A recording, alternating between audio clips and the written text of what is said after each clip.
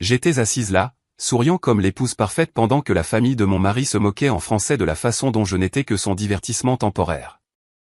Ils n'avaient aucune idée que je comprenais chaque mot venimeux. Mais je n'allais pas simplement tourner les talons et partir. J'allais leur faire payer à tous de m'avoir sous-estimé. Avant de vous raconter comment j'ai détruit leur petit monde parfait, cliquez sur ce bouton d'abonnement, car cette histoire devient plus sombre que tout ce que vous avez jamais entendu. Croyez-moi, vous ne voulez pas manquer ce que j'ai fait ensuite.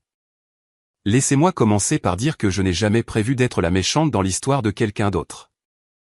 Je n'étais qu'une directrice marketing de 28 ans, Chloé, essayant de construire une vie avec l'homme que je pensais m'aimer.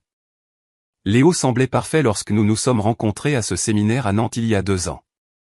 Grand, charmant, plein de succès. Il travaillait pour la société d'investissement de sa famille à Lyon, et il avait cette façon de me faire sentir comme si j'étais la seule femme dans la pièce. Son regard avait une intensité qui semblait percer toutes mes défenses.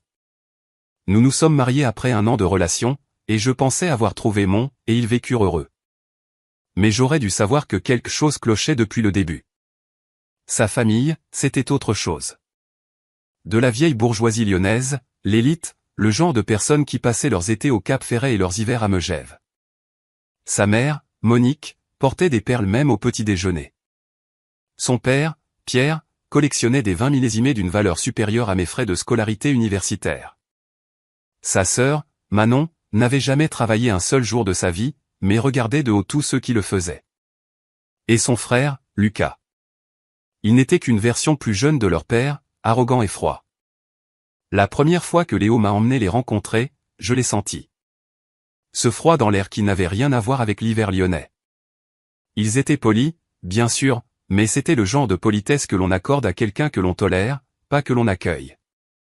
Monique m'a toisé de la tête aux pieds comme si elle évaluait du bétail. Pierre a à peine établi un contact visuel. Manon a souri, mais ses yeux étaient vides, morts. Je me suis dit que j'étais paranoïaque, que je projetais mes propres insécurités sur eux. Léo n'arrêtait pas de dire qu'ils avaient juste besoin de temps pour s'habituer à moi, qu'ils étaient traditionnels et réservés avec tout le monde. Voici ce que Léo n'a jamais su à mon sujet. Ma grand-mère, Marie, la femme qui m'a élevé après la mort de mes parents quand j'avais 7 ans, était originaire de la Guadeloupe. Elle est arrivée en métropole avec rien d'autre que sa dignité et sa langue. Elle parlait français et créole, et elle s'est assurée que j'apprenne les deux. Chaque jour après l'école, nous nous asseyions à sa table de cuisine, et elle m'enseignait non seulement les mots, mais aussi la culture, l'histoire, la douleur et la fierté de notre peuple. À 15 ans, je parlais couramment. À 20 ans, je pouvais passer pour une locutrice native. Je n'en ai jamais parlé à Léo. Ce n'est jamais venu sur le tapis. Il ne m'a jamais posé de questions sur ma grand-mère, jamais sur mes origines au-delà des bases. Il savait que j'avais été élevé par ma grand-mère, qu'elle était décédée 1 an avant notre rencontre. Mais il n'a jamais creusé plus loin. Je pense que cela aurait dû être mon premier indice qu'il ne me voyait pas vraiment. Pas entièrement. Il voyait ce qu'il voulait voir. Notre mariage fut modeste. Sa famille est venue, mais il semblait assister à des funérailles, pas à une célébration. J'ai ignoré les signes. J'étais amoureuse, et je voulais que ça marche. Je me disais que l'amour triomphe de tout, qu'il finirait par m'accepter une fois qu'il verrait à quel point Léo et moi étions heureux ensemble. 6 mois après notre mariage, les commentaires ont commencé. De petites choses, toujours en anglais, toujours déguisées en compliments. Monique disait des choses comme « Vous êtes si éloquente pour quelqu'un de votre milieu ».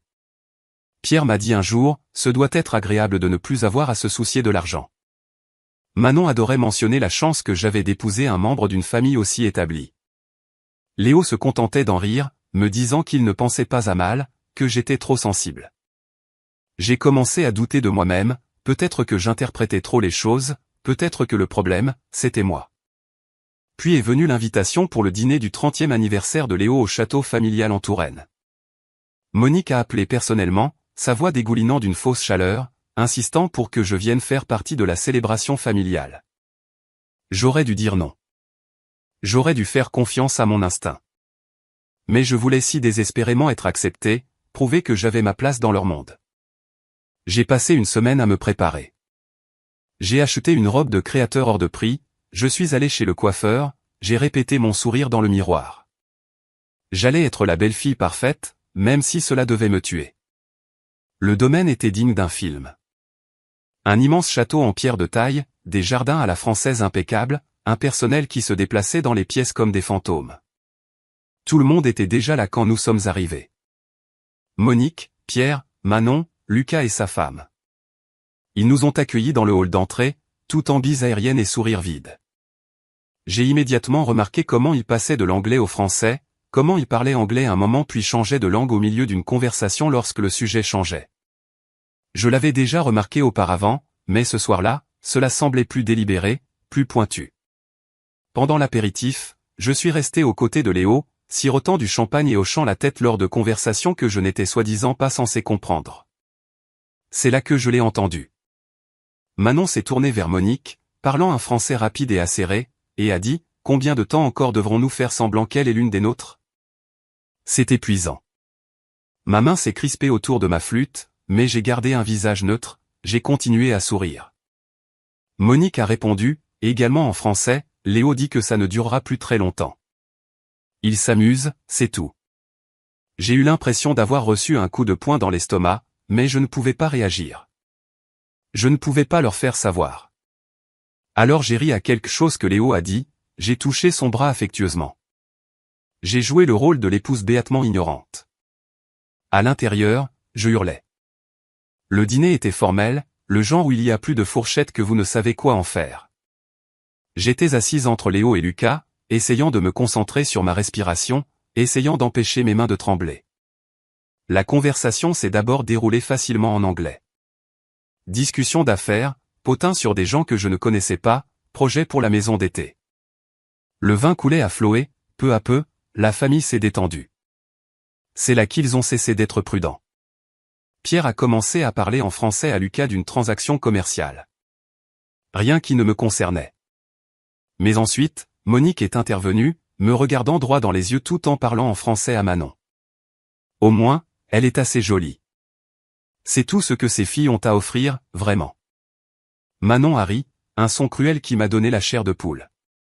Elle doit penser qu'elle a touché le gros lot. Tu imagines, passer de ce dont elle vient à tout ça? J'ai pris une longue gorgée de mon vin, gardant mon expression agréable et vide. Chaque muscle de mon corps était tendu, mais je me suis forcé à rester calme. C'était de l'information. C'était du pouvoir. J'avais besoin d'en entendre plus. Puis Lucas s'est tourné vers Léo et a demandé en français, « Tu vas vraiment rester avec elle à long terme ?» Je veux dire, sérieusement? La table est devenue silencieuse un instant. J'ai senti Léo bouger à côté de moi, j'ai senti son malaise. Mon cœur battait si fort que je pensais que tout le monde pouvait l'entendre. Quand il a répondu, sa voix était désinvolte, presque amusée. Il a parlé en français, et chaque mot était un couteau dans ma poitrine. Allons, vous savez comment c'est. Je m'amuse bien. Elle est excitante, différente. Quand je serai prêt à me poser sérieusement, je trouverai quelqu'un de plus approprié. Il a fait une pause, a bu une gorgée, puis a continué.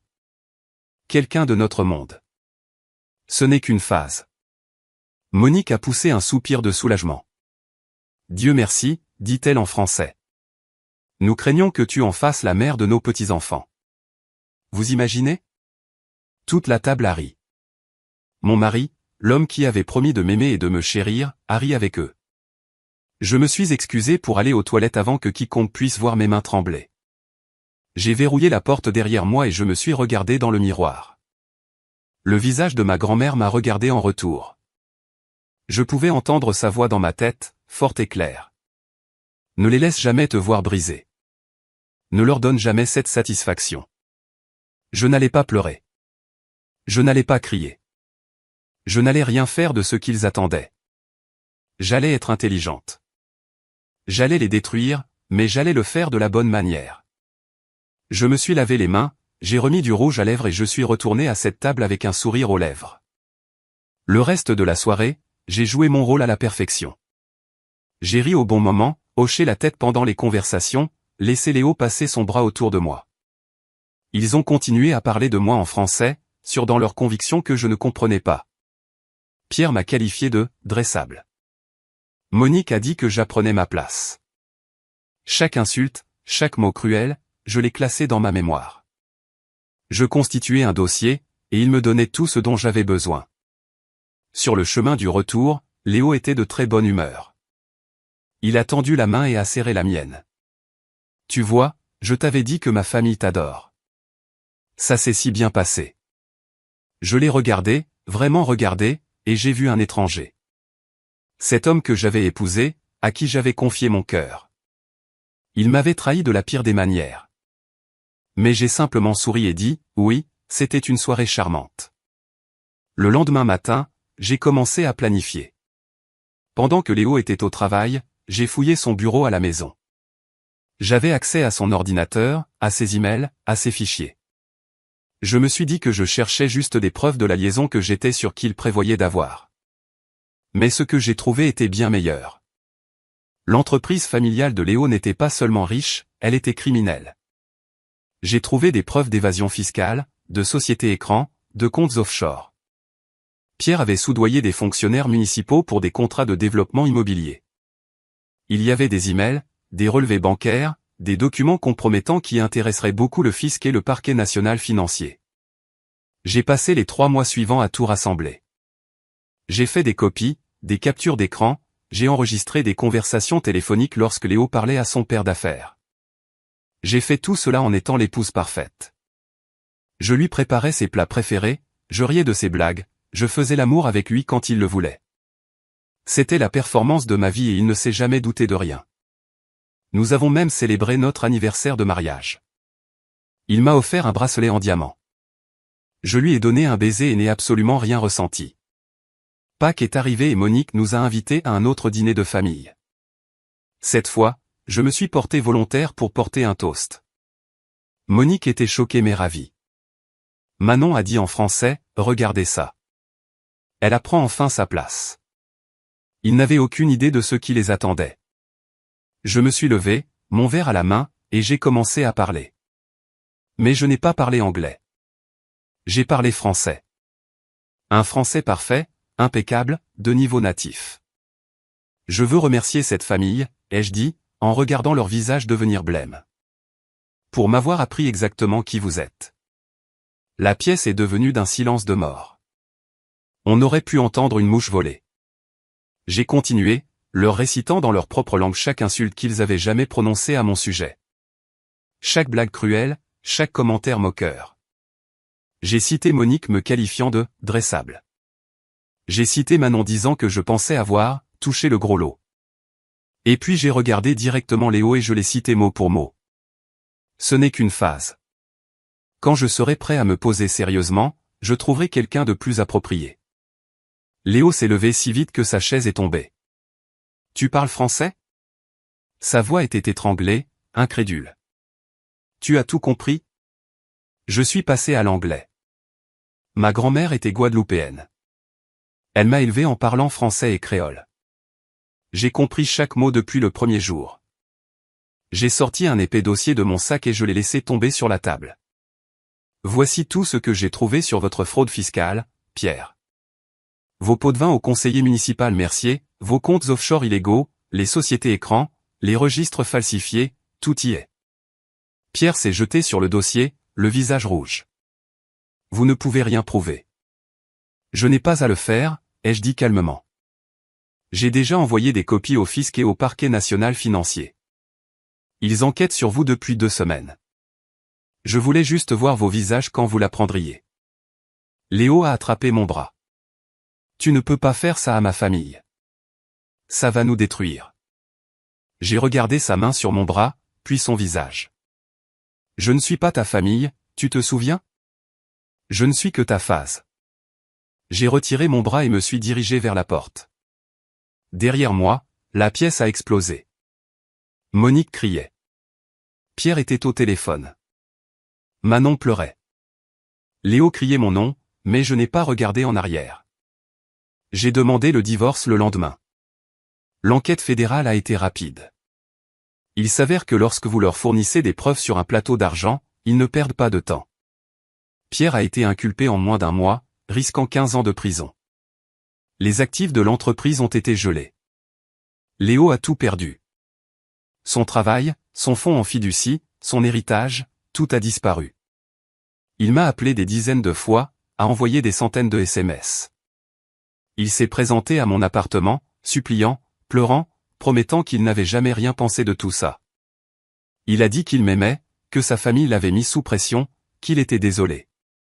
J'ai écouté sa messagerie vocale une fois, puis j'ai bloqué son numéro. Il y a des choses dont on ne se remet pas. Les retombées ont été spectaculaires. La famille a perdu son statut social du jour au lendemain. Le mari de Manon l'a quitté quand l'argent s'est tari. Lucas a perdu son poste dans l'entreprise. Monique a cessé d'aller à son cercle mondain parce que tout le monde parlait. Ils avaient construit toute leur identité sur le fait d'être meilleurs que tout le monde, et j'avais tout détruit. Voici ce que je n'ai jamais dit à personne jusqu'à maintenant. J'avais prévu de partir de toute façon. Je sentais le mariage mourir depuis des mois.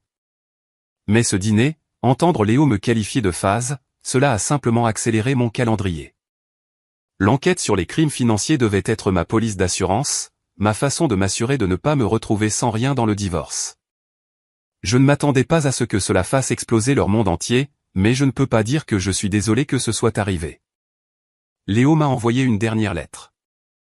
Dedans, il disait que j'avais gâché sa vie pour des mots, que j'avais surréagi, que j'étais vindicative et cruelle. Il disait qu'il espérait que j'étais contente de moi. J'ai brûlé cette lettre et j'ai dispersé les cendres. Je suis contente de moi. Je suis plus heureuse que je ne l'ai jamais été. Ils pensaient que j'étais juste une autre femme qu'ils pouvaient utiliser et jeter. Ils ont appris à leurs dépens que le silence ne signifie pas l'ignorance. Il signifie la stratégie. Si cette histoire vous a appris quelque chose sur la connaissance de votre propre valeur et sur le jeu à long terme, explosez ce bouton like. Abonnez-vous car je partage des histoires vraies de personnes qui ont obtenu la vengeance qu'elles méritaient. Et commentez ci-dessous. Que auriez-vous fait à cette table? Les auriez-vous dénoncés immédiatement ou auriez-vous joué le jeu à long terme comme moi? Laissez vos pensées ci-dessous. Je lis chaque commentaire. N'oubliez pas, la meilleure vengeance n'est pas de se mettre en colère, c'est de prendre sa revanche.